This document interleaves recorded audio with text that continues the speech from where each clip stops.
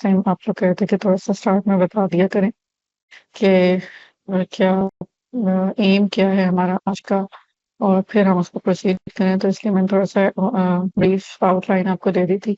थोड़ा-सा मैं उसकी कुछ चीज़ें थ्योरेटिकली भी उसको हम थोड़ा-सा ब्रीफली 5-10 मिनट में डिस्कस कर लेते हैं।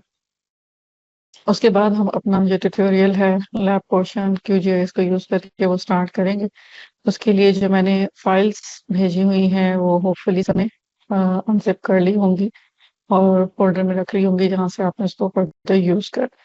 तो आज जो हमारी एग्ज़ाम्पल है, जो लैब एक्सरसाइज़ है, वो identification of ground water recharge zones using AHP in QGIS। So this is an introduction to spatial multi-criteria decision analysis. Learning objectives जो आज के हमारे हैं, understand the concepts of MCDA and AHP, recognize how multiple spatial factors influence decision making, and learn how to integrate AHP based weights in QGIS and apply the same methodology to transportation engineering. मैंने अभी एक general सी example ली है आज के session के लिए जो सबको इजीली समझ आ जाती है, जो ग्राउंड वाटर रिचार्ज जोन से मुताबिक है। आप इसी जो प्रोसीजर होगा इसी को आप रेप्लिकेट कर सकते हैं अपने ट्रांसपोर्टेशन स्टडीज के लिए, चाहे वो साइट सिलेक्शन हो, रूट ऑप्टिमाइजेशन या डिफरेंट चीजें जो आपकी ट्रांसपोर्टेशन के अंदर एग्जांपल्स होती हैं, उसके अंदर आप इसको यूज कर सकते हैं। वैसे आप MCDA और AHP के और भी लेक्चर्स लिए होंगे, लेकिन आज हम इसको इनकॉर्पोरेट करेंगे कि QGIS में हम कैसे इसको ले सकते हैं। सो इससे पहले स्पेशल डिसीजन मेकिंग है क्या कि डिफरेंट जो इंजीनियरिंग प्रॉब्लम्स हैं जो location based, special means location based factors हैं उनके ऊपर डिपेंड कर रहे होते हैं।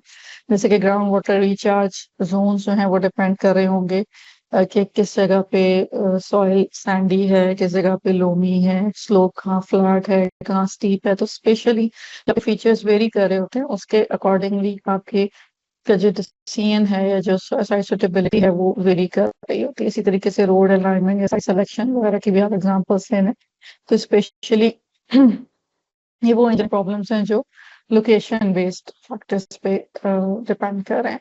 GIS जो हमारे पास प्लेटफॉर्म है, ये हमें एक प्लेटफॉर्म देता है कि हम एनालाइज कर सके जो भी मल्टीपल स्पेशल डेटा सेट्स हैं उनको हम GIS में एनालाइज कर लें और विजुअली रिप्रेजेंट करना भी फिर हमारे लिए इजी हो जाता है।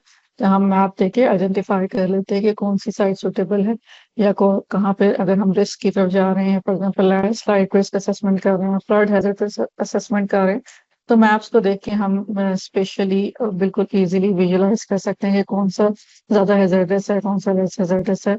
या इसी तरीके से अगर आप साइट सिलेक्शन या रिचार्ज जोन्स की बात करें तो वो आइडेंटिफाई हो जाते हैं। तो MCDA है क्या? मल्टी क्राइटेरिया डिसीजन एनालिसिस है, decision making framework for problems involving multiple, often conflicting factors. In spatial studies, MCDA integrates different raster layers, assign weight to each layer based on its importance. ये अभी जब हम exercise करेंगे तो उसके अंदर देखेंगे, मैंने डाटा सेट भी आपके साथ शेयर किया है जिसमें एक लाहौर की एग्जांपल दी है जिसमें मैंने आपको rainfall, soil, land use, land cover और डिजिटल एलिवेशन मॉडल का डाटा शेयर किया। तो डिफरेंट फैक्टर्स हैं, डिफरेंट रास्टर्स हैं, इनको हम यूज करेंगे, इनको हम वेट असाइन करेंगे। इसके अंदर जो एक्सपीरियंस होता है किसी पर्सन का वो इन्वॉल्व होता है कि जो वेट्स असाइन करने वो एक्सपीरियंस बेस्ड होते हैं। तो इसके लिए आप रिसर्च पेपर्स को फॉलो कर सकते हैं उस टॉपिक पे किसी और एरिया में हुए हैं या उससे रिलेटेड जो भी एरियाज हैं उसके अंदर हुए हैं, तो उसको फॉलो करके आप ये वेट्स वगैरह पिक कर सकते हैं। तो ये इसमें इम्पोर्टेंस क्या है MCDA की? It handles diverse spatial information in a single environment, quantifies expert knowledge into measurable criteria and supports transparent and reproducible decision.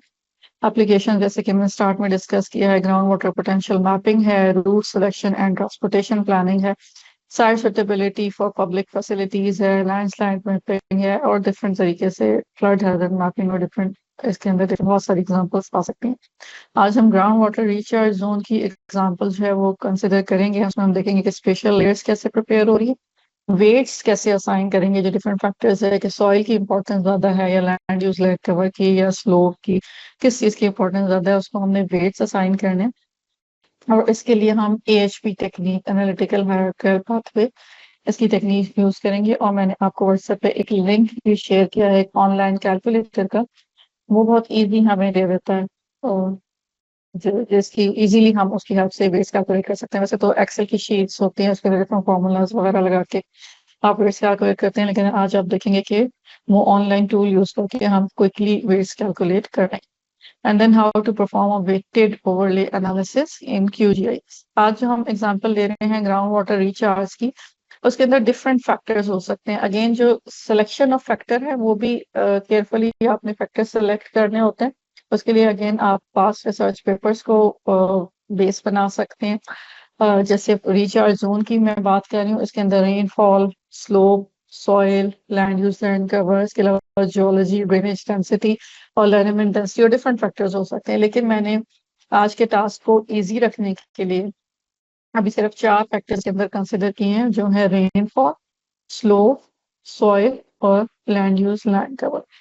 Rainfall के अंदर जो मैंने डाटा लिया है, डिफरेंट डाटा सोर्सेज हो सकते हैं, जैसे PMD का डाटा मिल सकता है, उसको आप कन्वर्ट कर सकते हैं। मैंने आपको लास्ट एक्सरसाइज में लास्ट लैब में बताया था कि आप कैसे CSV फाइल को अटैच कर सकते हैं अपनी शेप फाइल के साथ। अदरवाइज मैंने अभी चर्प्स डाटा जो है वो यूज किया कि फ्रीली हम डाउनलोड कर सकते हैं। मैंने इसके लिए गूगल अर्थ इंजन की हेल्प से जो हमारा स्टडी एरिया है उसके लिए एनुअल एवरेज रेनफॉल जो है उसका डाटा डाउनलोड कर लिया था।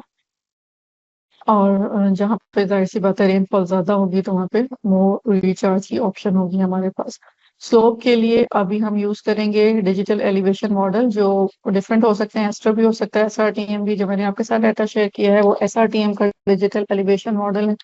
स्लोप से हमें क्या पता चलेगा, जितनी फ्लैट स्लोप होगी, जेंटल होगी, वहां पे इन्फिल्ट्रेशन के चांसेस ज्यादा होंगे, रिचार्ज पोटेंशियल ज्यादा हो सकेगा। देन सॉइल का जो मैप है ये भी फ्रीली अवेलेबल है, सारे डाटा सेट्स फ्रीली अवेलेबल है। अगर आप अपने किसी टास्क के लिए यूज करना चाहें तो आप इजीली सर्च करके डाउनलोड कर सकते हैं। FAO सॉइल मैप मैंने यूज किया है और इसके अंदर डिफरेंट क्लासेस आ रही है। अभी जब हम मैप्स की तरफ जाएंगे तो आप देखेंगे सैंडी है, लोमी है, क्लेई है। तो जितने सैंडी सॉइल होती है उसकी हाई परमेबिलिटी होती है। और लैंड यूज, लैंड कवर का ये वही वाला डाटा मैंने यूज किया जो हमने लास्ट एक्सरसाइज में, जिसमें land use, land cover classification हमने चेक की थी 2018 में कैसा था और 2024 में कैसा था, बिल्कुल लास्ट एक्सरसाइज जो हमने की थी वही वाला डाटा सेट, उसको मैंने क्लिप किया है अपने स्टडी एरिया के लिए। वो सेंटिनल-2 का डाटा है। और जहाँ जहाँ आपको पता है वेजिटेशन होगी, ग्रास होगी, वहां पे इन्फिल्ट्रेशन ज्यादा होगी, और जहाँ पे डेफिनेटली बिल्ट अप एरिया है या कोई और तरह के स्ट्रक्चर है तो वहां पे इन्फिल्ट्रेशन नहीं होगी। देन मेथोडोलॉजी की तरफ हम जाएंगे, अभी साथ साथ हम इसको परफॉर्म भी करेंगे। तो आप देखेंगे फर्स्ट जो स्टेप होता है हमारा इन्फ्लुएंसिंग फैक्टर्स को सिलेक्ट करना है। इन्फ्लुएंसिंग फैक्टर्स जैसे मैंने कहा हमारे केस में ये बहुत सारे इन्फ्लुएंसिंग फैक्टर्स हो सकते हैं, लेकिन करंट एग्जांपल के लिए मैंने ये 4 इन्फ्लुएंसिंग फैक्टर्स जो हैं वो स्टडी किए हैं। उसके बाद आपने इनकी स्पेशल मैप्स प्रिपेयर करने हैं। अपने स्टडी एरिया के हिसाब से आपने इसको क्लिप कर लेना है, एक्सट्रैक्ट कर लेना है। अगर रास्टर है तो उसको आपने रिक्लासिफाई करना है, फिर वेट्स असाइन करने हैं और फाइनली वेटेड ओवरले करके, और एंड में आप अपने जो भी आपकी आउटपुट आएगी, इम्पोर्टेंट है कि आप उसको वैलिडेट कर लें with available field data.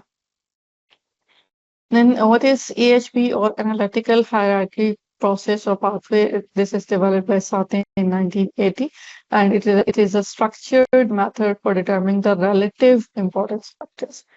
It uses pairwise comparison and consistency checks, और इसमें क्या होता है कि जो भी हमारी क्वालिटेटिव जजमेंट होती है उसको वो क्वांटिटेटिव वेट्स में कन्वर्ट कर देता है। फॉर एग्जांपल मैं कहती हूँ अगर सॉइल की इम्पोर्टेंस ज्यादा है एज कम्पेयर टू स्लोप, तो ये मेरी एक क्वालिटेटिव जजमेंट है, लेकिन कितनी ज्यादा है उसकी इम्पोर्टेंस, उसको उसको मुझे क्वांटिटी चाहिए होगी, कोई वेट चाहिए होगा जो मैं उसको असाइन कर सकूं। तो AHP के अंदर जो हम AHP कैलकुलेटर भी यूज करेंगे उसकी हेल्प से हम देखेंगे हम हमारी क्वालिटेटिव जजमेंट किस तरीके से हम क्वांटिटेटिव वेट्स की फॉर्म में ला रहे हैं, और फिर उन वेट्स को हम असाइन करेंगे और अपने आउटपुट की तरफ जाएंगे। सो AHP के अंदर स्टेप्स क्या होंगे, सबसे पहले आपने गोल डिफाइन कर लेना। जैसे इस एग्जांपल में ग्राउंड वाटर रिचार्ज की आइडेंटिफिकेशन हमारा गोल है। क्राइटेरिया हम ऊपर डिफाइन कर चुके हैं। उसके बाद हम पेयर वाइज कंपैरिजन मैट्रिक्स बनाएंगे AHP कैलकुलेटर को यूज करके, और उसके अंदर वो जो कैलकुलेटर वो डायरेक्टली आपको कंसिस्टेंसी रेशियो दे देता है। ये आपने याद रखना है कि 10% से कम होगी अगर कंसिस्टेंसी रेशियो तो वो एक्सेप्टेबल हो। एंड देन फिर अगर वो एक्सेप्टेबल रेंज में आ जाता है एएचपी कैलकुलेटर को यूज करके, तो फिर वो वाले रेट्स आप जीआईएस लेयर में अप्लाई कर दें। जो स्केल है उसको हम डिस्कस कर लेते हैं। साथ है scale of importance. 1 means equal importance, 3 is moderate importance, 5 is strong importance, 7 very strong and 9 is extreme importance। अगर हम कंपैरिजन कर रहे हैं, अगेन फॉर एग्जांपल अगर हम soil versus land use land cover को कंपेयर कर रहे हैं, मैं फॉर एग्जांपल मैं कहती हूँ कि सॉइल की importance land use land cover के मुकाबले में मॉडरेटली इंपॉर्टेंट है, तो मैं उसको 3 का स्कोर जो है असाइन कर। इसी तरीके से जो इंटरमीडिएट वैल्यूज हैं 2, 4, 6, 8, वो इनके बीच में इंटरमीडिएट वैल्यूज भी आप कंसिडर कर सकते हैं। बहरहाल ये स्केल 1 से 9 का है। अगर लेस इंपॉर्टेंट है तो आप रेसिप्रोकल कर सकते हैं, या फिर अभी जब हम कैलकुलेटर को ओपन करेंगे तो आप देखेंगे आप वैल्यूज को लेफ्ट राइट कोई और वैल्यू सेलेक्ट करके रेसिप्रोकल के फॉर्म में उसकी वैल्यू असाइन कर सकते हैं।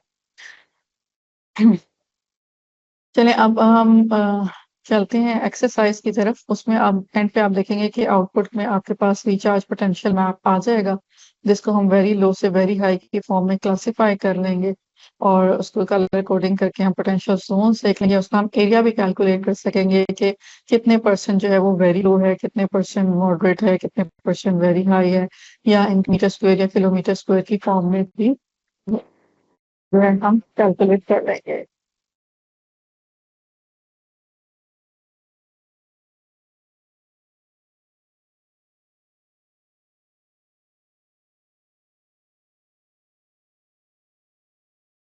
अच्छा, अब हम अपनी एक्सरसाइज की तरफ आते हैं। आप QGIS अपना ओपन कर लें और उस फोल्डर की तरफ नेविगेट कर लें जो जिस फोल्डर में आपका डाटा पड़ा हुआ है। इसके अंदर मैंने 5 फाइल्स आपके साथ शेयर की हैं। और ये मैंने एग्जांपल लिया है लाहौर के स्टडी एरिया के लिए। डाटा आप कहाँ से ले सकते हैं? जो मैंने आपके साथ स्टार्ट किया, हमारे 3 सेशंस हो चुके हैं, उसके अंदर मैंने आपको वेक्टर फाइल्स भी दी हुई हैं। इसमें पूरे पाकिस्तान का डाटा है और लैंड यूज लैंड कवर की भी फाइल दी हुई है। अगर किसी को ज़रूरत होगी तो मैं इसके साथ जो डिजिटल एलिवेशन मॉडल जिस एरिया का चाहिए वो भी मैं शेयर कर दूँ। अदरवाइज नेट पे बहुत से फ्रीली अवेलेबल डाटा सोर्सेज हैं जहाँ से आप इजीली हर तरह का डाटा डाउनलोड कर सकते हैं। तो मैंने लाहौर की जो बाउंड्री थी, जो मैंने पूरे पाकिस्तान का मैप शेयर किया था, उसमें से लाहौर को मैंने क्लिप कर दिया था। जो वेक्टर के अंदर हमने पढ़ा था जियो प्रोसेसिंग टूल में क्लिप की ऑप्शन। और ये जितनी भी लेयर्स हैं इसके अंदर ही क्या इंपॉर्टेंट है कि मैंने ये प्रोजेक्ट की हुई है, क्योंकि इन पे अगर हमने एरिया कैलकुलेट करना है तो जैसे हम प्रीवियस एक्सरसाइजेस में डिस्कस कर चुके हैं कि जब तक प्रोजेक्टेड फॉर्म में नहीं होगी लेयर एरिया कैलकुलेट नहीं हो सकता, क्योंकि अगर वो WGS कोऑर्डिनेट सिस्टम के अंदर होगी तो वो डिग्रीज के अंदर आपका डाटा आ रहा होता है और उसमें आप एरिया वगैरह कैलकुलेट नहीं कर सकते, इसलिए हमने उसको प्रोजेक्ट करना होता है। सो इसकी प्रोजेक्शन जो है वो हुई है ये UTM जोन 43N के अंदर फाइल्स प्रोजेक्टेड है। पाकिस्तान का कुछ पोर्शन 42N में आ रहा है, कुछ 43N में आ रहा है। तो जब पंजाब में हमारा और लाहौर वगैरह 43N के अंदर आता है, इसलिए मैंने इसको क्लिप क्लिप करके और वो प्रोजेक्ट कर लिया था। ये सारी चीजें हम प्रीवियस एक्सरसाइजेस में डिस्कस कर चुके हैं। देन इसके बाद है डिजिटल एलिवेशन मॉडल। ये भी प्रोजेक्टेड फॉर्म में है और यहाँ से आप देखें डिजिटल एलिवेशन मॉडल जो रेंज है हमारी वो आ रही है 167 से 240, यानी कि इतना कोई ये फ्लैट प्लेन एरिया है, इसमें कोई बहुत एक्सट्रीम पे एलिवेशंस नहीं है। थोड़ा विजुअली बेहतर बनाने के लिए हम इसकी सिंबोलॉजी चेंज कर लेते हैं। सिंगल मैन सूडो कलर और कंटिन्यूस 5 क्लासेस में क्लासिफाई कर लेते हैं। तो ये हमारे पास डैम है। देन इसके बाद हमारे पास लैंड यूज लैंड कवर, इसको भी हम देख लेते हैं। ऐसे लैंड यूज लैंड कवर क्योंकि डिस्क्रीट वैल्यूज है, इसको हम यूनिक वैल्यूज के अंदर क्लासिफाई करेंगे और ये देख सकते हैं आप जो ये जो सेंटिनल 2 का डाटा है ESA land use land cover, इसकी 11 क्लासेस हैं, जो लास्ट टाइम भी हमने डिस्कस की थी। और ज़रूरी नहीं है कि सारी क्लासेस एक एरिया के अंदर मौजूद हों, डेफिनेटली इस एरिया के अंदर स्नो या आइस वाली चीज़ें जो हैं वो अवेलेबल नहीं होंगी। तो इसके अंदर हमारे पास कौन कौन सी क्लासेस हैं? हमारे पास हैं जी क्लास 1, 2, 4, 5, 7, 8 एंड 11। सो क्लास 1 क्या है, देख लेते हैं। अ, वैसे तो लास्ट टाइम का डाटा आपके पास होगा, लेकिन हम मेरे दोबारा से आपको बता देते हैं। 1 है हमारे पास वाटर, जो अवेलेबल है, मैं सिर्फ वही इसके अंदर लिस्ट डाउन कर रही हूँ। 2 मीन्स ट्रीज। 4 है हमारे पास फ्लडेड वेजिटेशन। और हमारे पास 5 मौजूद है, which is क्रॉप्स। 7 में हमारे पास बिल्ट अप एरिया है, और 8 में बैरन ग्राउंड है हमारे पास, और 11 में कुछ हमारे पास रेंज लैंड। आप सॉरी, आप इससे लैंड यूज लैंड कवर के अलावा भी बहुत सारे land use land covers available हैं। आप चाहें तो उनमें से कोई यूज कर सकते हैं, हर एक की अपनी अपनी क्लासिफिकेशन होती है।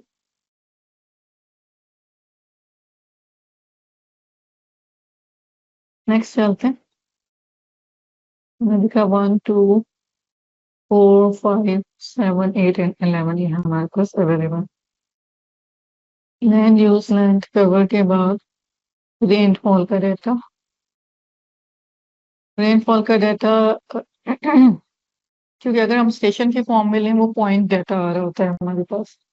अगर हम कोई नेट से डाटा ले रहे हैं तो नॉर्मली ग्रेड की फॉर्म में होता है। ये मैंने चर्च का डाटा लिया, ये ग्रेडेड फॉर्म में है, और प्रोजेक्ट मैंने किया हुआ है इसको। इसको थोड़ा सा हम सिंबोलॉजी चेंज कर लेते हैं। ये सिंगल बैंड सूडो कलर होगा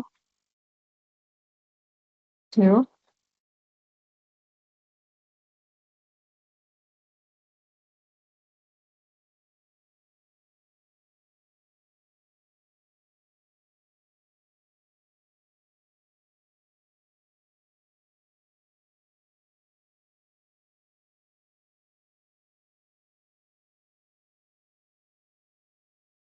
आप देख लें यहाँ पे ज्यादातर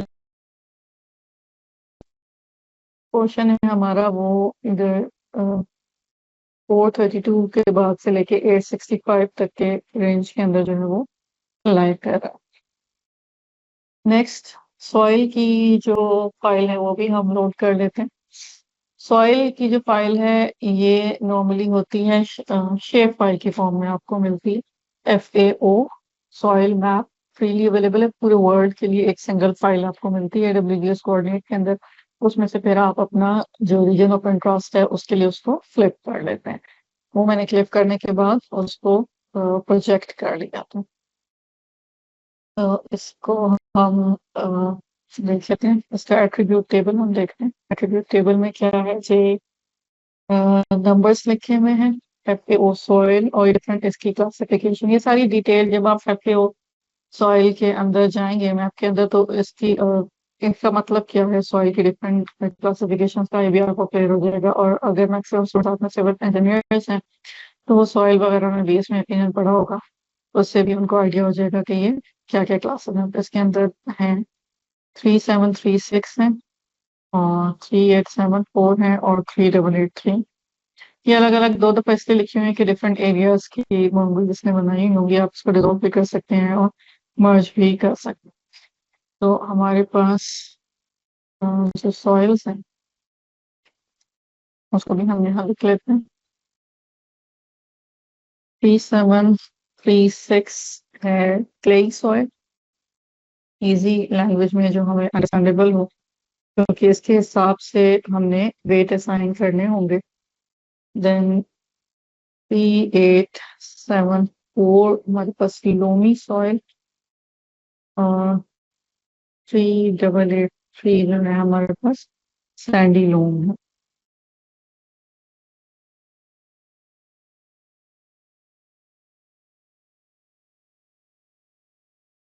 अच्छा, इसमें अब आप देखें कि अ, 3 जो हमारे पास हैं, बाउंड्री तो यूज़ नहीं होती, बाउंड्री तो जस्ट हमने आउटलाइन के लिए रखी हुई है। मैप्स वगैरह बनाने में काम आएगी। जो प्रोसेसिंग होनी है वो बाकी जो फाइल्स हैं उनके ऊपर होनी है, जिसमें सेडम से भी हम स्लोप डिराइव करेंगे, land use, land cover, rainfall और सॉइल। तो बाकी सारी लेयर्स आप देखें, ये आपकी रास्टर फाइल्स हैं। यहाँ सिंबल से भी आपको शो हो रहा है, रास्टर का सिंबल बना हुआ है। और सॉइल जो है वो आपकी क्या है, शेप फाइल। तो आपने सबसे पहले क्या करना है कि जो एक शेप फाइल आपके पास है, इसको भी आपने रास्टर फाइल बना लेना। क्योंकि जो भी हम अभी इसके अंदर रास्टर कैलकुलेटर वगैरह लगाएंगे, तो इसके लिए जरूरी है आपके पास अगर कोई भी फाइल जो है वो शेप फाइल की फॉर्म में मौजूद है, तो आपने उसको कन्वर्ट कर लेना है रास्टर की फॉर्म में। तो क्यों जो ये इजीली ये प्रोसेस कर लेता है, रास्टर टू वेक्टर भी कर लेता है और वेक्टर टू रास्टर भी कर लेता है। आपने क्या करना है, प्रोसेसिंग टूल बॉक्स की जो साइड पे ऑप्शन आ रही है, इधर जाना है। अगर नहीं शो हो रही तो यहाँ से आपने प्रोसेसिंग वाली प्रोसेसिंग वाले इस पे मेन्यू बार पे क्लिक करेंगे तो टूल बॉक्स आपको शो हो जाएगा, इन केस अगर ये साइड पे नहीं आ रहा हो तो। बहरहाल ये अभी फिलहाल अवेलेबल है। इस प्रोसेसिंग टूल बॉक्स में जाके मैं इसको सर्च कर लेते हैं, रास्टराइज।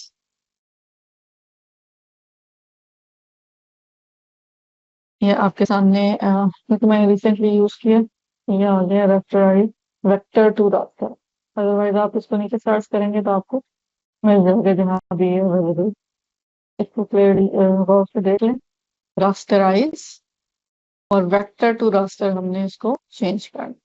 सो डबल क्लिक करें, आपके पास विंडो जो है वो अपीयर हो जाएगी, rasterize vector to raster. So input layer अभी हमारे पास जो शेप फाइल है सॉइल की, उसको हमने रास्टराइज करना है। Field to use for a burn in value, इसमें हम जो एस नाम पहला वाला हमारे पास कॉलम था उसके अकॉर्डिंगली हम उसको कर लेते हैं। और इसको हम चेंज कर लेते हैं,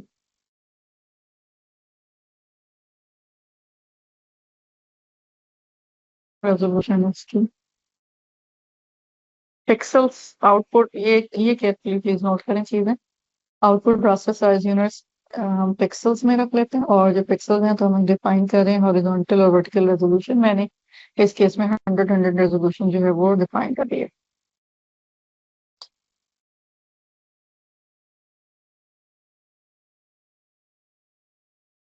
तो सेव कर लेते हैं।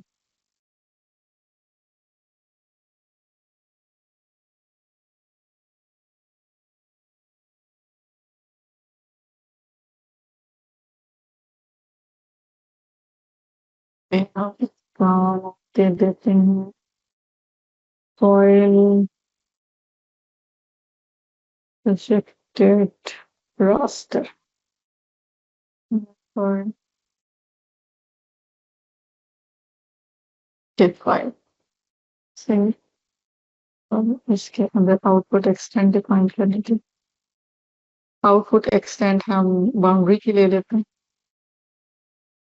ठीक है, इसके पैरामीटर्स अगेन आप देखें।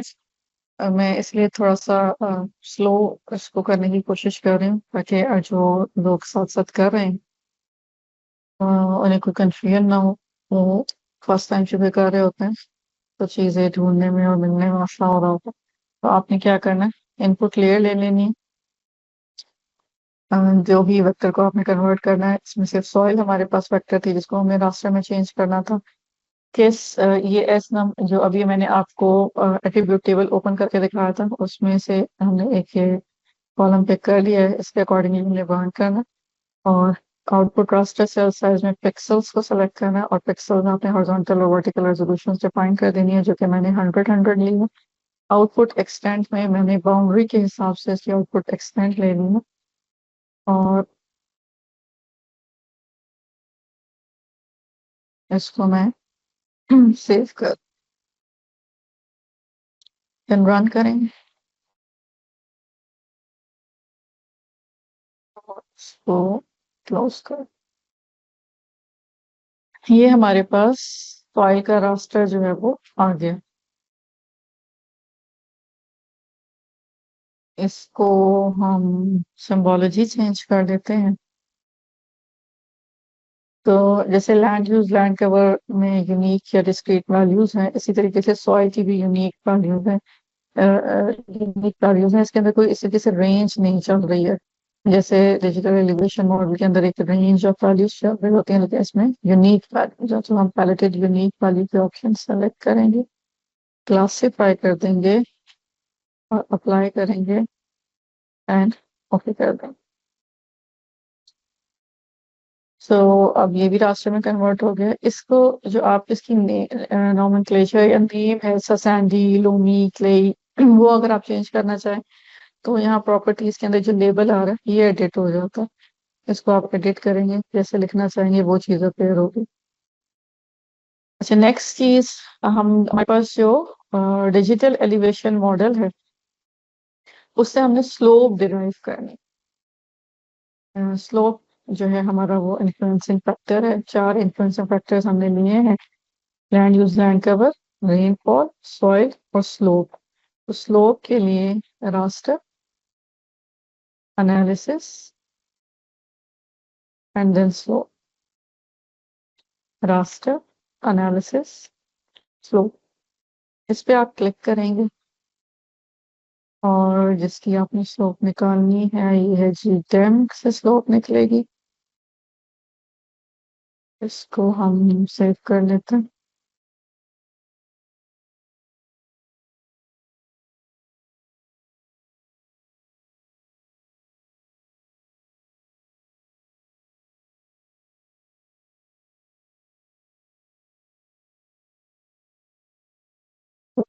This is done, close.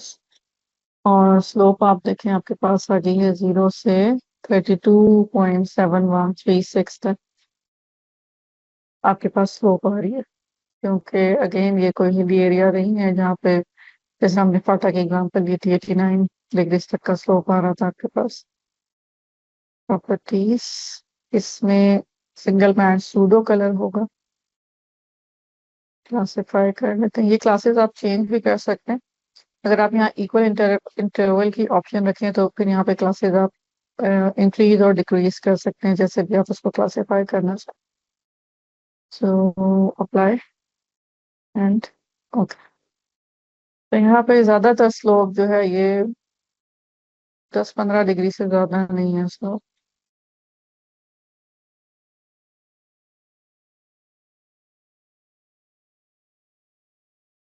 12 degrees आ रहे हैं आपको स्लोप, और ज्यादा एरिया आपका ये ब्राउन है, 1 डिग्री स्लोप।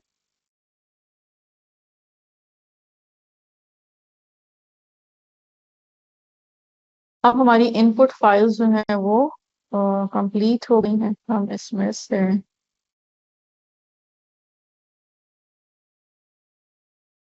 जो फाइल्स यूज नहीं हो रही हूँ हम रिमूव कर देते हैं। जैसे अब डेम वाली फाइल यूज नहीं होगी क्योंकि इससे हमने स्लोप डिराइव कर लिया, तो हम इसको रिमूव कर देते हैं। रिमूव ना भी करें तो प्रॉब्लम कोई नहीं है, लेकिन इसलिए मैं रिमूव कर रही हूँ कि जब आप रास्टर कैलकुलेटर खोलेंगे तो उसके अंदर सिर्फ वही फाइल्स शो हों जो कि इन एक्चुअल यूज होंगी, ताकि उसमें से फिर आपको एक्सप्लोर ना करना पड़े कि कौन सी है और कौन सी नहीं। और सॉइल की शेप फाइल हम रिमूव कर देते हैं क्योंकि हमने उसको रास्टराइज कर लिया। सुना। अच्छा, नेक्स्ट अब क्या है कि आपने प्रोसीजर को कंटिन्यू करने से पहले इम्पोर्टेंट चीज ये है कि आपने इसको देखना है कि इनके पिक्सल्स जो है वो सेम, सबकी जो जितनी भी आपकी फाइल्स हैं, जो ये जितना भी डाटा सेट आप यूज कर रहे हैं, उनकी जो रास्टर फाइल्स हैं उनकी रेजोल्यूशन सेम होनी चाहिए। रेजोल्यूशन सेम करने के लिए आपको इनको रीसैंपल करना पड़ेगा। पहले हम देख लेते हैं कि रेजोल्यूशन सेम है या नहीं है। सॉइल की रास्टर फाइल को सबसे पहले एक्सप्लोर करते हैं। कैसे पता चलेगा? आप इसकी प्रॉपर्टीज को देखेंगे और इंफॉर्मेशन में देखेंगे। सो इंफॉर्मेशन में आप ये पिक्सल साइज देख रहे हैं, 603 एंड -538, और इस तरीके से पिक्सल आर्ट नेगेटिव साइन का मतलब ऐसे कोई कंपेयर वाली बात नहीं, इसी डायरेक्शन को शो कर रहा होता है। सो इसका पिक्सल साइज ये है 603 एस, और स्लोप जो है इसका पिक्सल 26 और -30 है। रेनफॉल का पिक्सल ये बहुत कोर्स रेजोल्यूशन है, 5000 -5000 है। और land use land cover is very fine, 10 -10 इसकी रेजोल्यूशन। तो आपने देखा कि जितनी भी फाइल्स इसके अंदर हमने यूज की हैं सबकी रेजोल्यूशन जो है वो डिफरेंट है। इसमें डिफरेंट ऑप्शंस हो सकती हैं कि या तो आप फाइन स्केल की तरफ चले जाएं, आप अगर आपके पास पॉसिबिलिटी है रेनफॉल का डाटा आप फाइन स्केल पे इसको डाउन स्केल कर सकते हैं, तो आप उस तरीके से कर लें, या फिर आप उसको अप स्केल कर लें। मैंने एक मीडियन अप्रोच इसके अंदर अडॉप्ट करी हूँ। मैं इसको जितनी भी फाइल्स हैं उसको 100 के ऊपर जो है पिक्सल साइज के ऊपर रीसैंपल कर लूँ ताकि सारी फाइल सेम लेवल पे आ जाए, और फिर हम इस आगे नेक्स्ट प्रोसीजर की तरफ चलेंगे। तो यहाँ तक जो है अगर है किसी को कोई इशू तो वो हैंड रेज कर लें, अदरवाइज फिर मैं आगे प्रोसीड करती हूँ।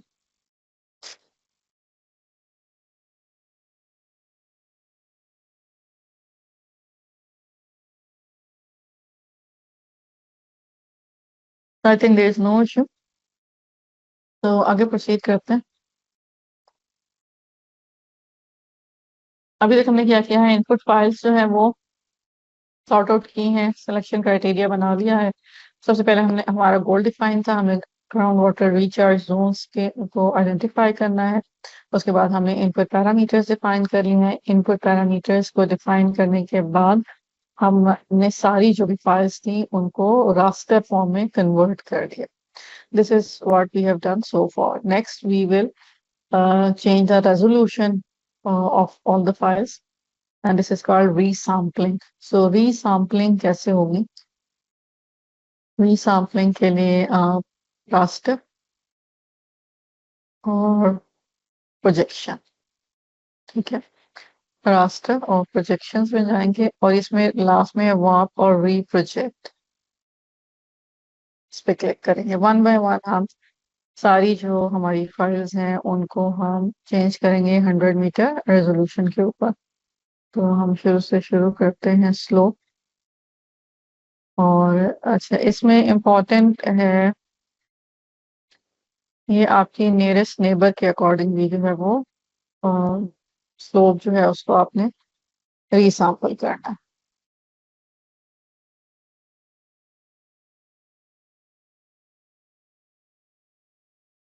इसमें डिफरेंट ऑप्शन है, सब बाइलिनियर, क्यूबिक। तो इसके अंदर अ, जो रेनफॉल वगैरह डाटा है वो आप बाइलिनियर करेंगे, बल्कि स्लोप को भी आप बाइलिनियर करें। जो यूनिक वैल्यूज हैं जैसे कि है हमारे पास सॉइल है और लैंड यूज लैंड कवर है, उसको हम नियरेस्ट नेबर के अकॉर्डिंगली जो है वो रिक्लासिफाई करेंगे।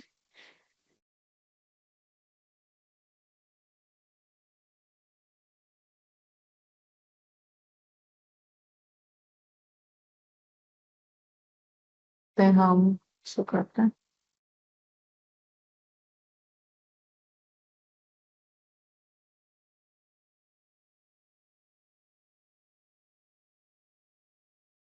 कर देते हैं आउटपुट रेजोल्यूशन को 100 कर देते हैं।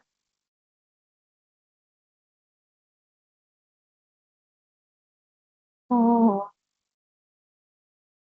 सेव कर देते हैं। और एकदम से थी स्लो, तो रीसैंपल, सेव एंड रन।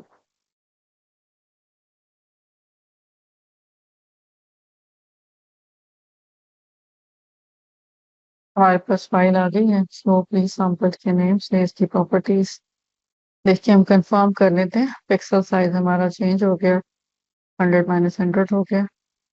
तो हम प्रीवियस जो है उसको रिमूव कर देते हैं। नेक्स्ट हमने क्या करना है, ये प्रोसीजर हमने रिपीट करना है 1 by 1 for all the layers. तो प्रोजेक्शंस, वाह। नेक्स्ट सॉइल को कर लेते हैं, और सॉइल नियरेस्ट नेबर होगी, और आउटपुट रेजोल्यूशन आपकी है 100।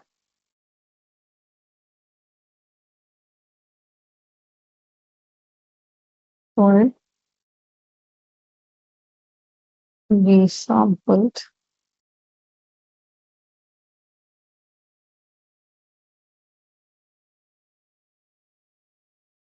सॉइल की रीसैम्पलिंग हो गई है। Exercise 100 minus 100 symbology.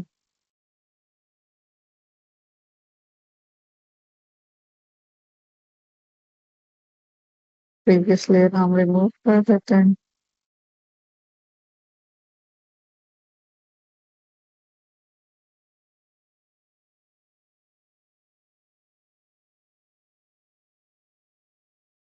और नेक्स्ट लेयर है हमारे पास रास्टर प्रोजेक्शंस, वाह।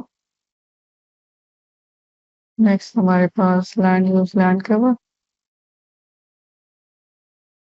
उसको कर देते हैं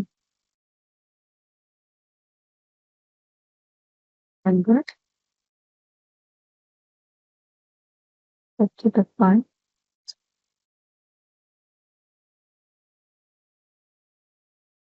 Sampled, save, run and close।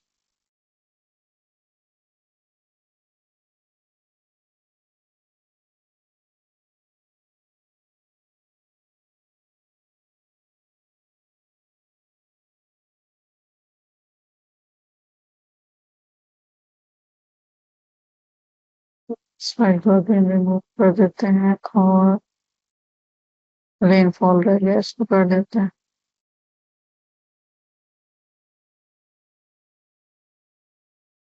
और रेनफॉल बाय क्या होगी, by linear cubic, different option इसके अंदर हो सकते हैं।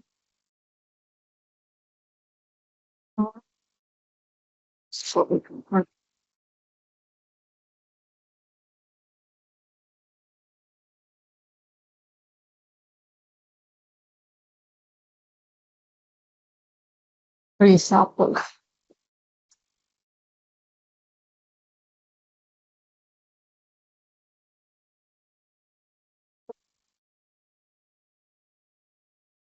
इस पॉइंट को रिमूव कर देते हैं,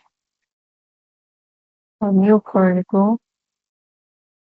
सिंबोलॉजी चेंज कर देते हैं, और कंफर्म भी कर लेते हैं पिक्सल साइज।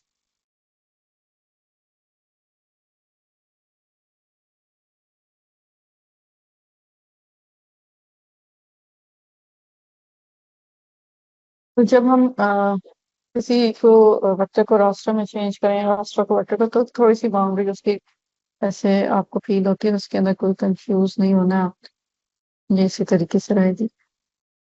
अब हमारा ये टास्क कंप्लीट हो गया रीसैम्पलिंग का, हमने कंफर्म भी कर लिया सारी फाइल्स को खोल के देख के कि जितनी भी हमारी ये फाइल्स थी, ये सारी की सारी अब सेम पिक्सल साइज पे कन्वर्ट हो गई। नेक्स्ट अब हमने क्या करना है, हमने इन फाइल्स को रीक्लासिफाई करना है। रीक्लासिफाई करने का क्या मतलब, रीक्लासिफाई करने का मतलब है कि हमने जितनी भी, फॉर एग्जांपल, जहाँ पे जो मैंने लेक्चर के स्टार्ट में आपसे डिस्कस किया था कि जब बारिश ज्यादा होगी तो रिचार्ज पोटेंशियल ज्यादा होगा, जब बारिश कम होगी तो ऑब्वियसली रिचार्ज पोटेंशियल कम होगा। इसी तरीके से सॉइल, अगर सैंडी सॉइल है तो रिचार्ज पोटेंशियल ज्यादा होगा, और अगर क्लेई सॉइल है तो रिचार्ज पोटेंशियल कम होगा। तो हमने इनको इनके टाइप्स के अकॉर्डिंगली क्लासिफाई कर देना है, और क्लासिफाई करने के बाद हम इसके ऊपर जो है बाकी प्रोसीजर एएचपी का अप्लाई करेंगे। तो सबसे पहले हम जो लैंड यूज लैंड कवर है उसको क्लासिफाई कर देते हैं। अब यहाँ पे ये जो हम क्वालिटेटिव जजमेंट को क्वांटिटेटिव की तरफ लेके जाने की बात कर रहे हैं, तो क्वालिटेटिव जजमेंट यहाँ पे भी इन्वॉल्व है। और अगेन इसके लिए आप के पास थोड़ा एक्सपीरियंस होना चाहिए, और पास रिसर्च पेपर्स जो हैं उनकी हेल्प आप ले सकते हैं। सो सबसे पहले हम यहाँ पे डिफाइन कर लेते हैं जो लैंड यूज लैंड कवर है।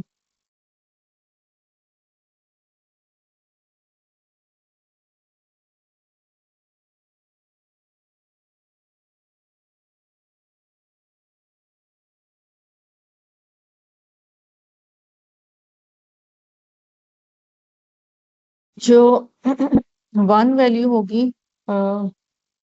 मींस उसका उसका कम इम्पोर्टेंस होगी, और जहाँ हम वैल्यू बढ़ाते जाएंगे तो इम्पोर्टेंस ज्यादा होगी। हम इसको 1 से 5 की रेंज में कर सकते हैं। जरूरी नहीं है कि 1 2 3 4 5 सारी ही चीजें इसके अंदर मौजूद हो। और किसी को आप 2 का वेट भी दे सकते हैं, मीन्स 2 से भी स्टार्ट कर सकते हैं, किसी को 1 से 4 तक भी रख सकते हैं। It all depends on you.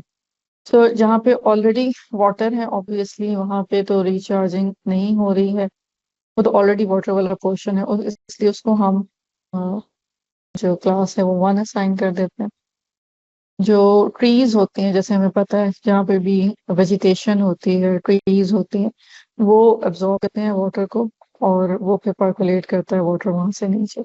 तो उसकी वहां पे रिचार्ज पोटेंशियल जो है वो ज्यादा होगा। सो उसको हम मैक्सिमम वेटेज 4 का हम असाइन करते हैं ट्रीज को। ग्रास वगैरह हमारे इस एरिया में नहीं उसने आइडेंटिफाई की है। फ्लडेड वेजिटेशन है वो ऑलरेडी थोड़ी सी वेट है, मॉइस्ट है, उसको हम 3 वेट असाइन कर देते हैं। क्रॉप्स को भी 3 वेट असाइन कर देते हैं।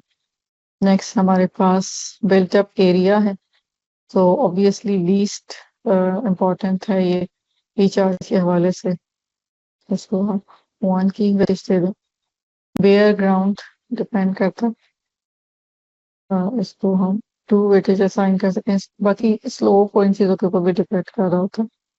और रेंज लैंड को हम 3 का वेट जो है वो असाइन कर रहे हैं।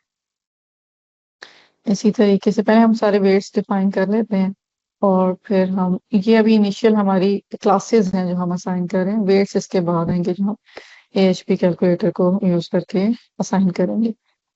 नेक्स्ट जो हमारे पास सॉइल है, इसको भी देख लेते हैं।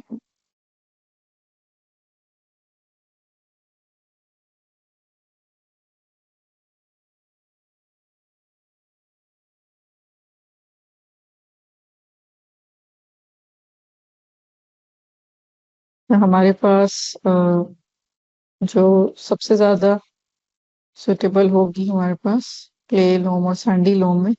सैंडी लोम जो है उसकी रिचार्ज सुटेबिलिटी सबसे ज्यादा है, तो उसको हम 5 क्लास दे देते हैं। और सबसे कम किसकी होती है, क्ले के अंदर ऑब्वियसली पर्कुलेशन नहीं हो सकती है, उसको हम 2 दे देते हैं। और लूमी जो है इंटरमीडिएट है रिचार्ज सुटेबिलिटी, तो उसको हम 3 का पेट जो है वो असाइन कर रहे हैं। नेक्स्ट इसी तरीके से हम रेनफॉल की डिफरेंट थी हमारे पास। तो जैसे मैंने आपको रेनफॉल का जब मैप दिखाया था, तो उसके अंदर देखा था 570 एंड ऑनवर्ड्स हमारे पास रेनफॉल की वैल्यूज आ रही थी। तो हम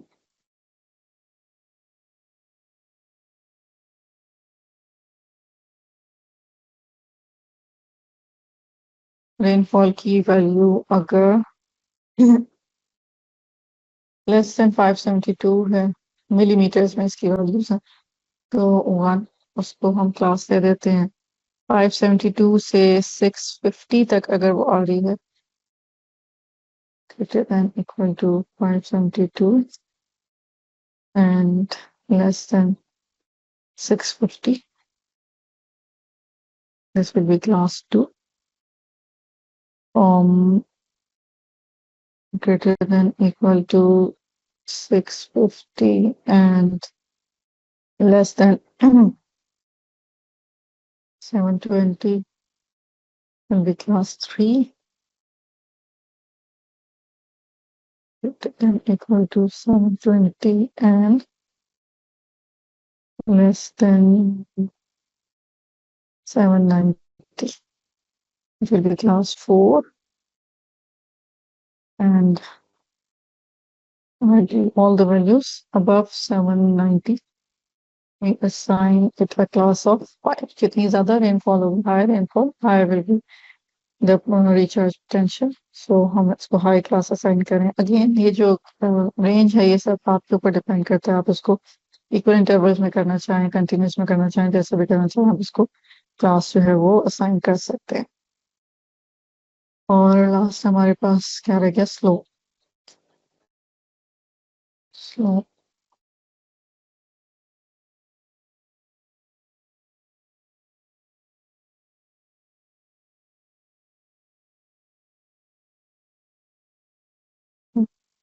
तो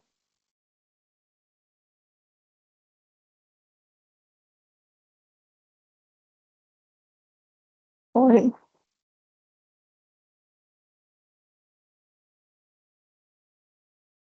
this is rainfall.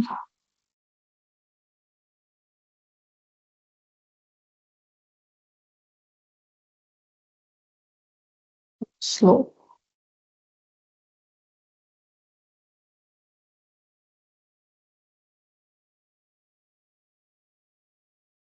तो स्लोप जितना कम होगा, जितना जेंटल या फ्लैट एरिया होगा,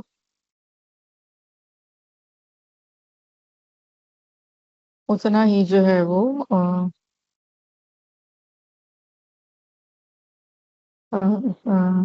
क्लास जो है उसकी हाई होगी. तो इफ दिस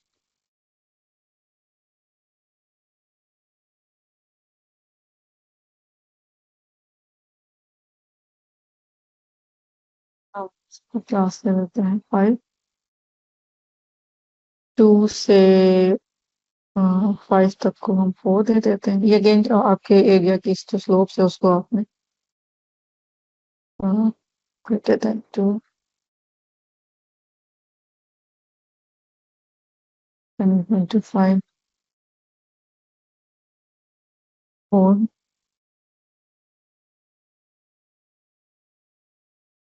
greater than 5 10 को हम जैसे जैसे स्लोप इंक्रीज हो रही है, हम उसकी क्लास जो है वो रिड्यूस करते जा रहे हैं. ग्रेटर देन 10 to 20 है तो हम इसको 2 कर देते हैं. और अगर 20 से ज्यादा है, मैं देखा शायद 25 तक जा रही है हमारी स्लोप, तो उसको हम 1 क्लास असाइन कर देंगे.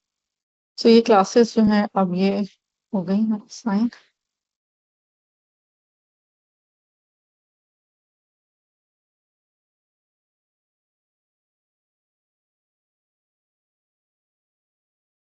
ये भी हमने सॉर्ट आउट कर लिया है कि हमने किस तरीके से क्लासेस असाइन करनी है. अब हम इसको लेके जाएंगे जीआईएस के अंदर और रास्टर कैलकुलेटर की हेल्प से हम ये क्लासेस जो हैं वो असाइन करें.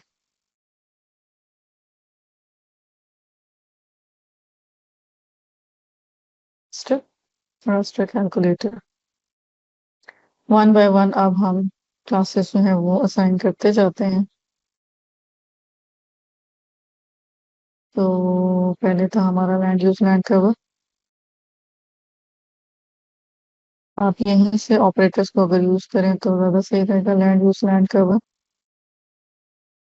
हम क्या डिफाइन किया?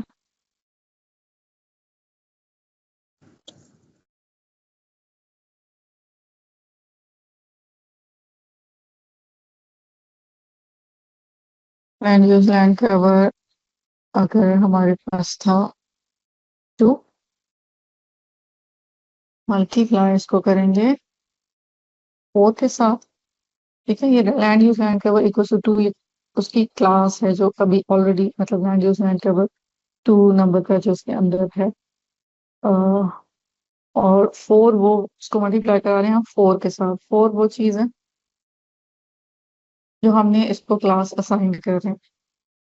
फिर हमने इसके साथ प्लस करना है.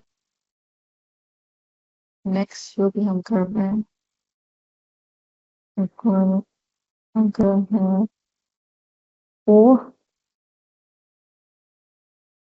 इसको मल्टीप्लाई कर दें आप 3 के साथ।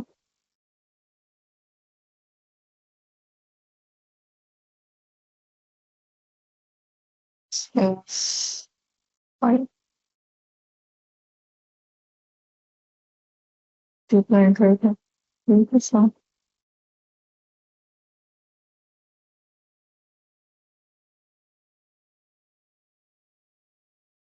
Yes, 7। हमने उसको 1 रखा था, बिल्टअप एरिया था नंबर 7।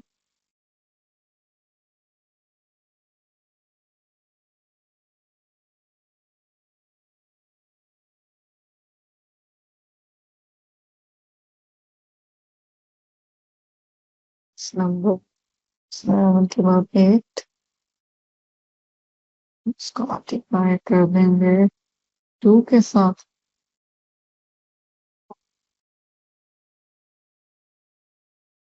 ये हमारे पास नंबर अगर 11 था, 3 के साथ मल्टीप्लाई हो रहा।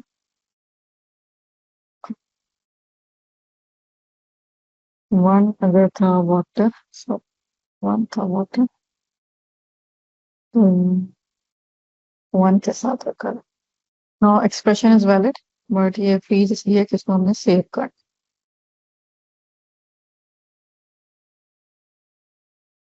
तो हम सेव कर लेते हैं। लैंड यूज लैंड कवर री क्लास सेव। ये सेव हो गई हमारे पास। हमने 1 2 3 4 क्लासेस दी थी। 4 क्लासेस जो है इसकी सेव हो गई। ये रीसैम्पल्ड को हम रिमूव कर देते हैं।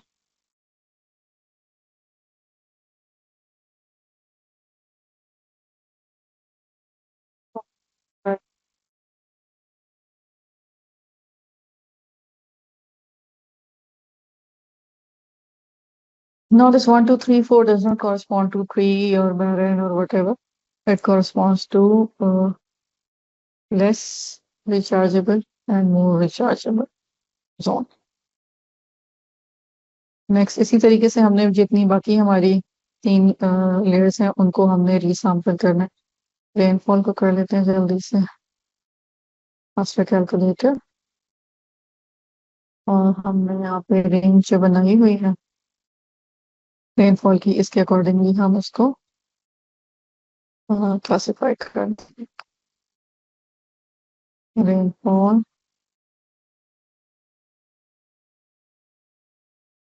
Less than 572 will be multiplied with 1 plus rainfall greater than equal to, अब ये साइन ऑपरेटर यहीं से पिक करें, greater than equal to 572 and less than 650. That will be multiplied by 2 plus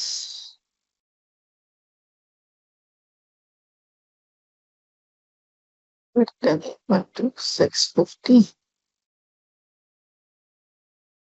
and sorry यहाँ पे मिस्टेक है, यहाँ पे लेस देन के बाद दोबारा से सेलेक्ट कर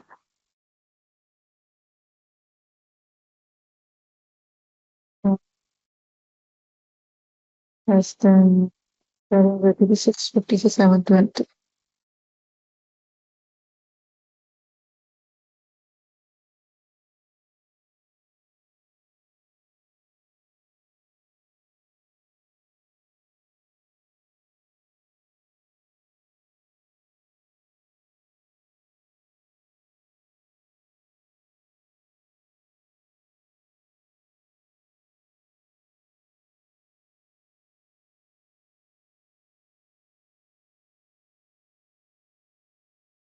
plus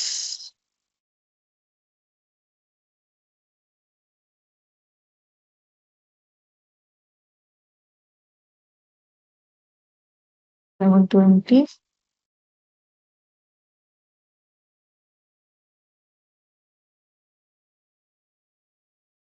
720.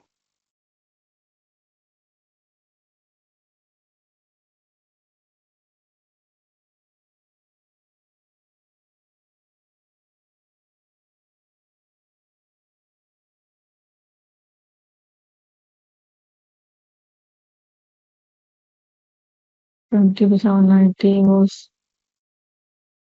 over. Last में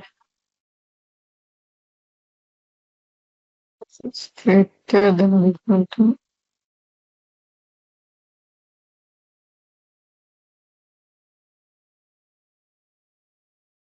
790 is actually multiplied by 5. So now expression is valid, and we will save it to our folders, rainfall, reclass. Save.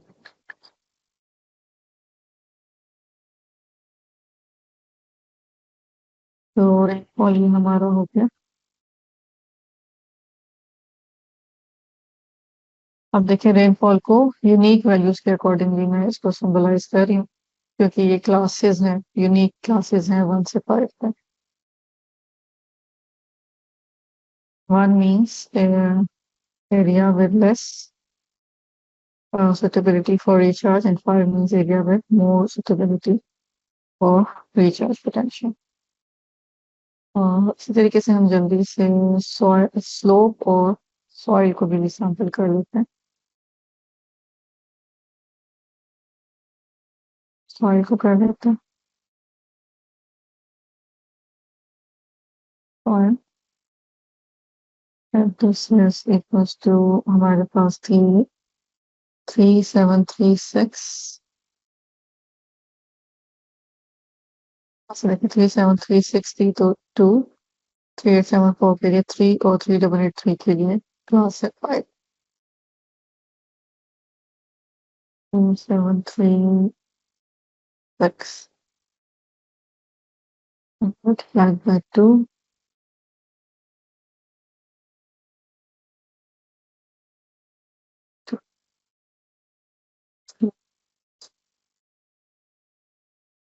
2, 3 plus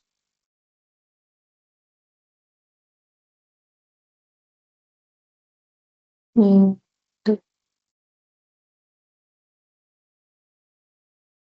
multiplied by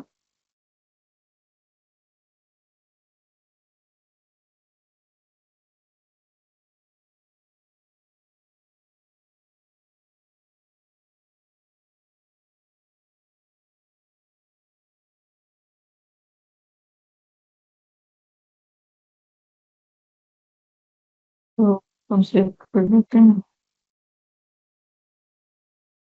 और क्लास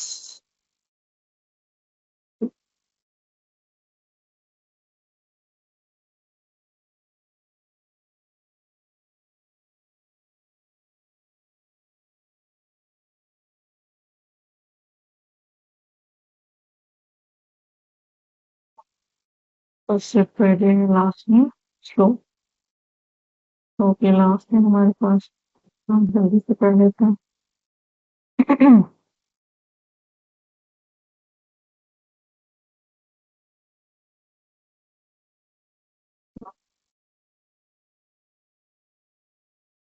डिफाइन किया that slope is less than equal to 2, तो इसको हम maximum criteria देंगे, maximum class assign करेंगे, जो है 5। जैसे स्लोप बढ़ता जाएगा हम इसका वेट जैसी क्लास कम करते जाएंगे।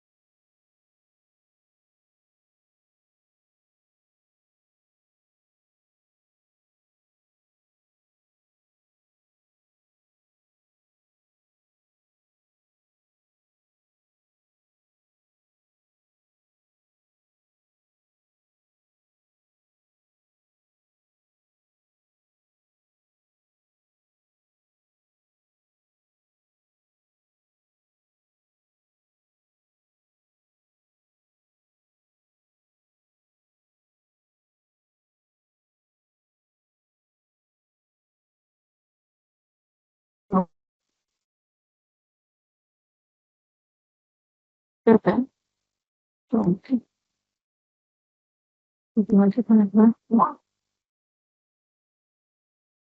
हम उसको सेव कर लेते हैं। स्लो क्लास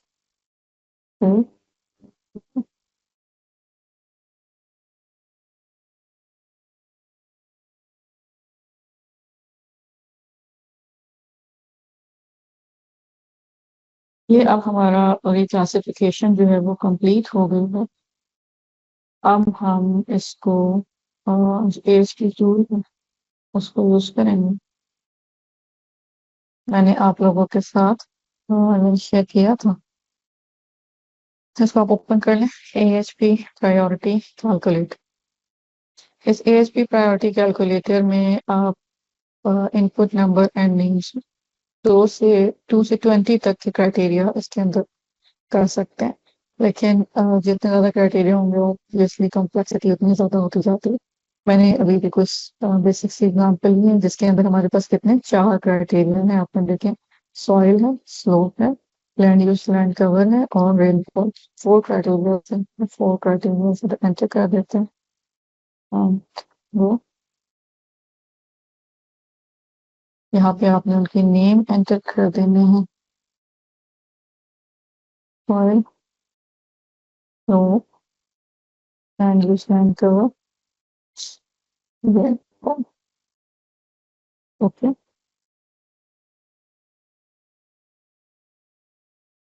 अब आपके पास इस तरीके से विंडो सामने आ रही है।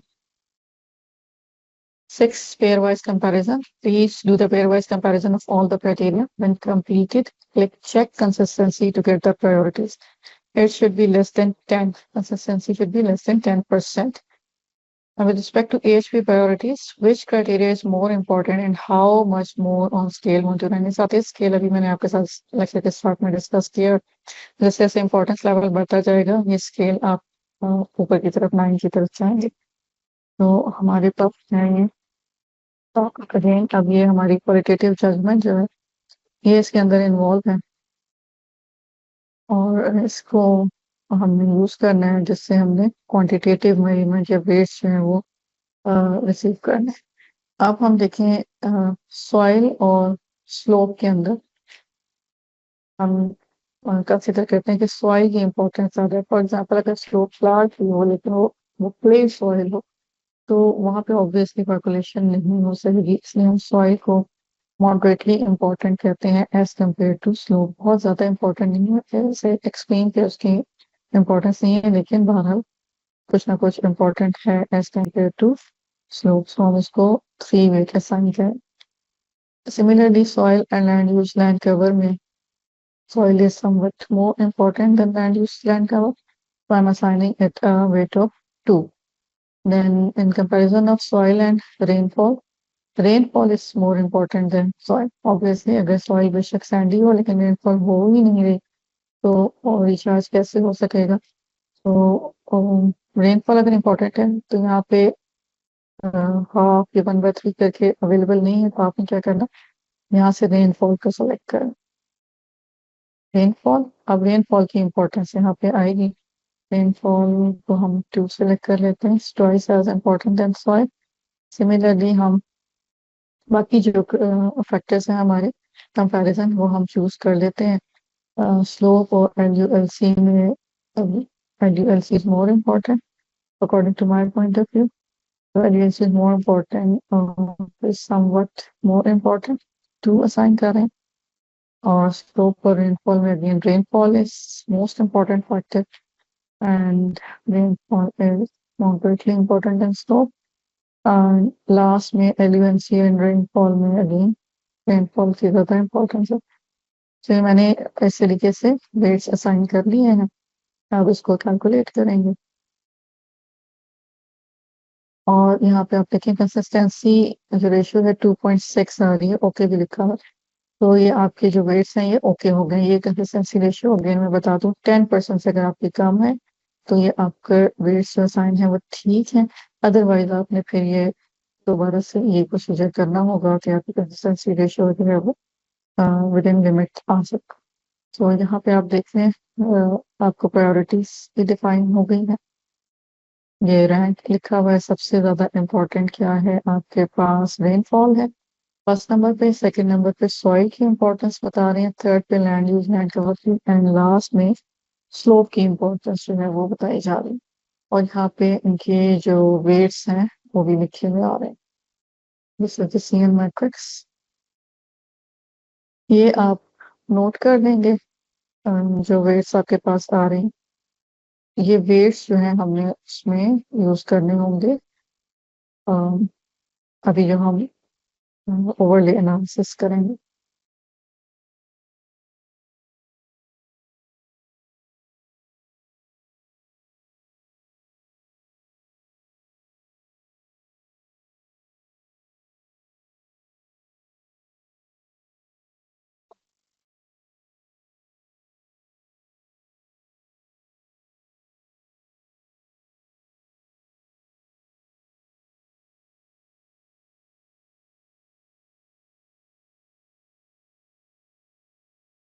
तक होपफुली सबको क्लियर होगा हमने जितना भी काम किया।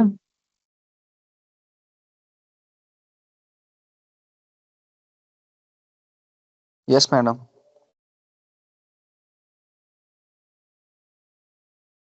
चलते हैं।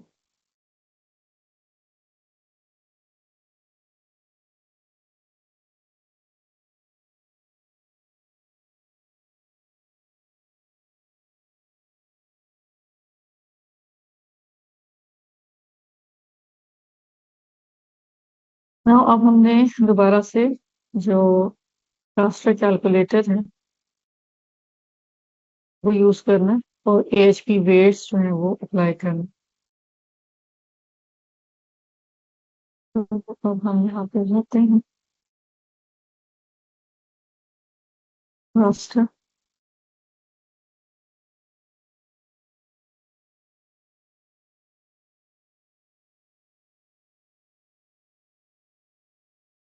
रास्टर रास्टर कैलकुलेटर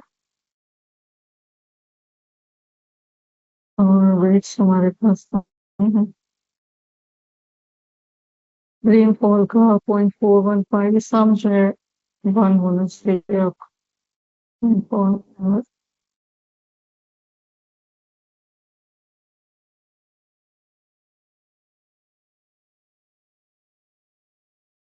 415 प्लस करेंगे। रेनफॉल के बाद सॉइल है 0.293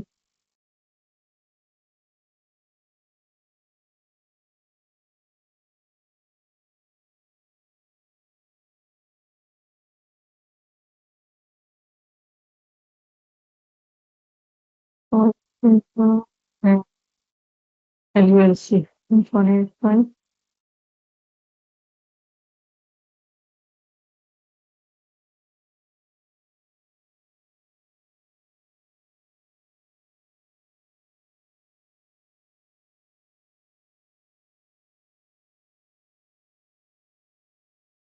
plus 2.107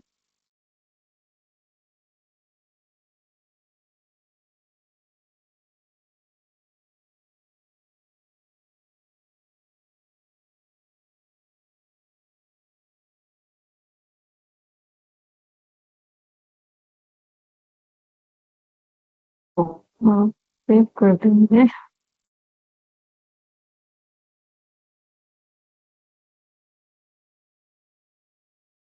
चार्ज जोन नीचे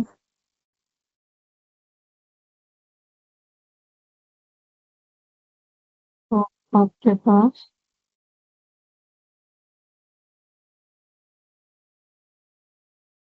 ये रिचार्ज जोन अब आपके पास आ गई है जिसकी रीडिंग जा रही है 1.478 से 4.229 तक। अब ये अगेन आपके ऊपर डिपेंड करता है। ऑब्वियसली जो कम वैल्यू है वो लेस सुटेबल है और जो ज्यादा वैल्यू है वो हाई सुटेबल है। तो इसको हम एडजस्ट कहते हैं।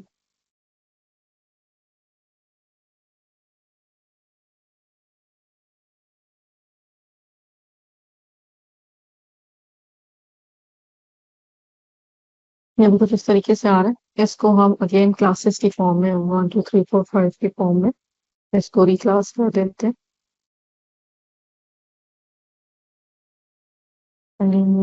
क्लास पर कैलकुलेटर और ये आपके पास आ रहा है रिचार्ज जोन। इसको आपने करना रिचार्ज जोन पे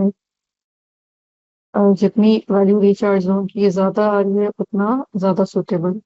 तो अगर हम सबसे बड़ी वैल्यू की बात कर रहे हैं वो 1.2, तो भी अगर कोई ज्यादा है तो उसको हम हाईएस्ट सुटेबल 5 प्लस। अब हम उसकी रेंज डिफाइन कर देते हैं। Again it's up to us हम कैसे रेंज डिफाइन कर रहे हैं। So this is from more than 3, uh, less than 4.2,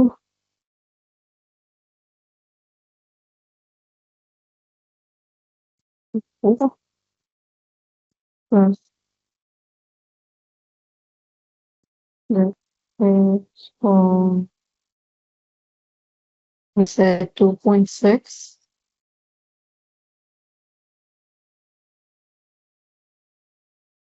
less than 3.4,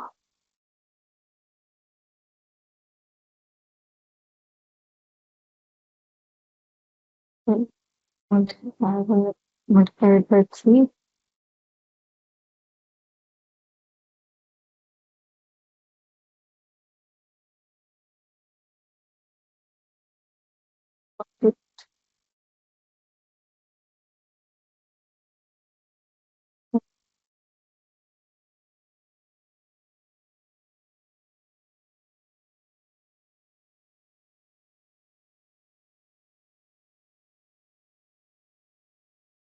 six,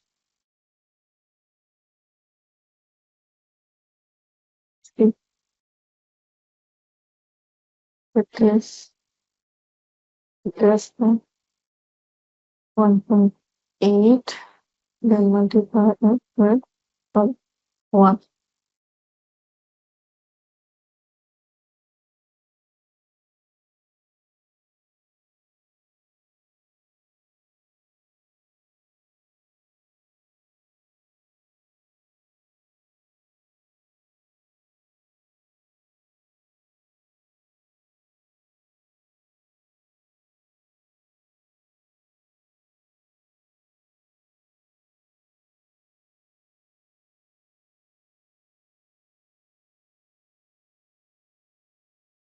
valid नहीं आ रहा, इसको हम चेक कर लेते हैं कहाँ पे मसला हो रहा है।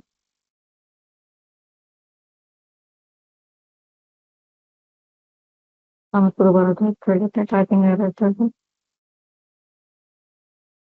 greater than 3 and less than 4.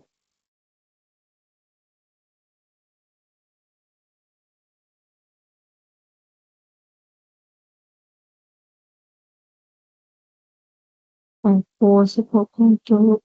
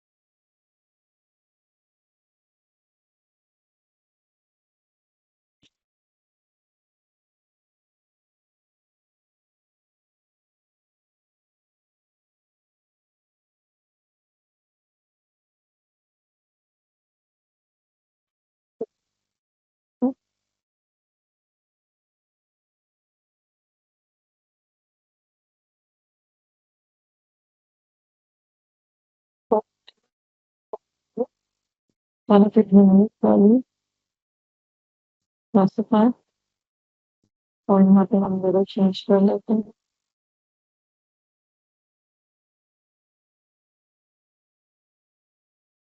Very low, लो,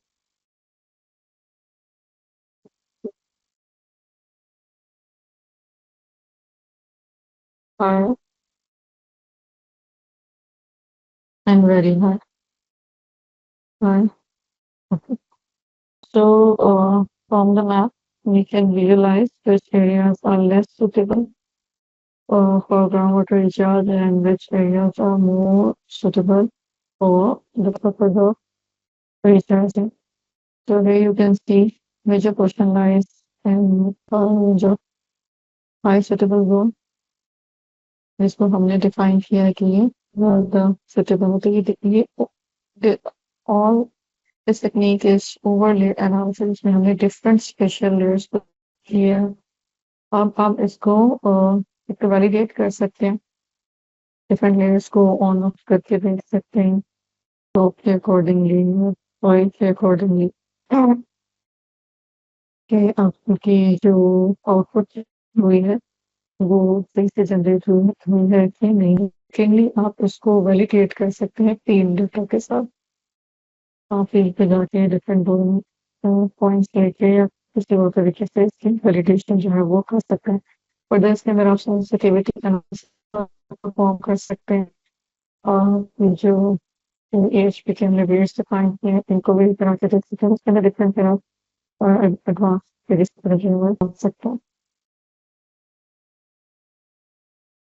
तो फर्दर हम इसका मैप जो है वो जनरेट कर सकते हैं। मैप जनरेट करना, सिंपल मैप जनरेट करना मैंने आपको लास्ट क्लास में करवाया था। नेक्स्ट कल क्लास होगी उसके अंदर मैं थोड़ा सा एडवांस फॉर्म में मैप कैसे जनरेट हो सकता है स्टडी एरिया के साथ, वो आपके साथ डिस्कस करूंगी। फर्दर ट्रांसपोर्टेशन रिलेटेड जो प्रेजेंटेशन है उसको भी डिस्कस करूंगी। So this is validation option. Compare high recharge zones with well yield or water table data. Field verification of data available and compare with previous studies or maps. Validation improve on confidence in AHP and GIS results. तो last में इसके अंदर जैसे मैंने आपसे कहा था कि आप एरिया भी बता सकते हैं, कितना एरिया जो है वो ज़्यादा सुटेबल है फॉर रिचार्ज, कितना एरिया जो है वो लेस सुटेबल। उसके लिए आप यहाँ पे अगेन प्रोसेसिंग टूल बॉक्स में जाएं और raster unique value reports, raster layer unique values report ये आपके सामने शो हो रहा है, आप इसको देखें, के ऊपर डबल क्लिक करें और आपके पास आ जाएंगी जो हमारी लास्ट 5 थी रिचार्ज सुटेबिलिटी और यूनिक वैल्यूज टेबल को आपने सेव करना है।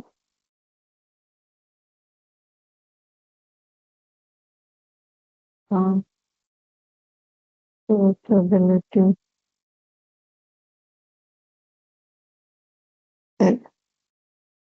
और टाइप CSV होनी चाहिए। सेव करके इसको रन करें, क्लोज करें और उस फोल्डर में आप जाके उस देखिए।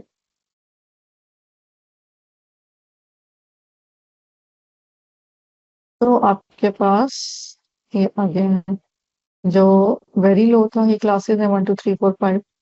यहाँ मैप में तो हम इसका लेबल चेंज कर देते हैं, लेकिन जो इसके पीछे सोर्स होती है उसके अंदर लेबल चेंज नहीं होता। ये लेबल सिर्फ मैप पे शो कराने के लिए चेंज होता है, वरना क्लासेस 1 2 3 4 5 ही है जो यहाँ पे शो नहीं है। वैल्यू इसकी क्लास है 1 2 3 4 5, ये इसके पिक्सल्स का काउंट आ रहा है और ये एरिया आपको दिया हुआ है इन मीटर स्क्वायर। तो यहाँ से आप इसका एरिया जो है वो भी फाइंड आउट कर सकते हैं।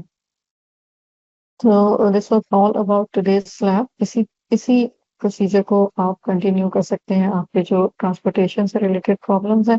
For example route selection for new highways, site selection for bus terminals और parking lots and fertilizing maintenance zone for safety improvements. Procedure same होगा, criteria based spatial decision making है। फॉर एग्जांपल अगर आप root selection की बात करें AHP के अंदर आपने लगाना है तो उसके अंदर डिफरेंट क्राइटेरिया होंगे। ट्रांसपोर्ट ज़्यादा अच्छे जानते होंगे। उसके अंदर फॉर एग्जांपल स्ट्रोक हो सकता है कि स्टीप टेरेन तो उसको अवॉइड कर लें। लैंड यूज़ को आप देखेंगे डेफिनिटली ओपन या बर्डन लैंड है तो आप उसको कंसिडर करेंगे, कहीं सेटलमेंट है तो आप उसको अवॉइड करेंगे। डिस्टेंस फ्रॉम सेटलमेंट मिनिमाइज होनी चाहिए और सॉइल टाइप स्टेबल होगी। कॉस्ट कितनी लो, कंस्ट्रक्शन कॉस्ट है, तो डिफरेंट फैक्टर इसके अलावा भी कुछ और हो सकते हैं जो आप डिसाइड कर सकते हैं। वो फैक्टर आप डिसाइड कर लेंगे, उनकी रास्टर प्लान्स बना लेंगे, बाकी सारा प्रोसीजर उसी तरीके से जैसे हमने ये वेट्स अगेन AHP से आप डिराइव कर लेंगे और सेम लॉजिक लगाएंगे आप QGIS में। जैसे आज हमें ग्राउंड वाटर इस तरह की प्रॉब्लम में लगाई और आप इस तरीके से अपनी जो भी स्टडी है उसको परफॉर्म कर सकते हैं। So, what the key learning points? ASP is a powerful tool to assign rational weights to special criteria. MCDA integrates multiple layers in GIS forming disciplines. QGIS provides an open source platform for such analysis and a workflow transferable from groundwater to computation plan. आप art GIS भी use कर सकते हैं लेकिन वो paid होता है, अगर उससे आप स्टूडेंट वर्जन ट्राई कर सकते हैं, उससे आपको मिल जाए। लोग क्रैक वर्जन यूज करते हैं, लेकिन अगर हमारे पास एक ओपन सोर्स प्लेटफॉर्म मौजूद है तो हम इसी को यूज करें। QGIS की हेल्प से हमने GIS AHP क्राइटेरिया अप्लाई करके अपनी प्रॉब्लम जो है वो सॉल्व कर ली। तो होपफुली ये चीज आपको क्लियर होगी। अगर किसी का कोई क्वेश्चन है आज के सेशन में तो प्लीज हैंड रेज करें।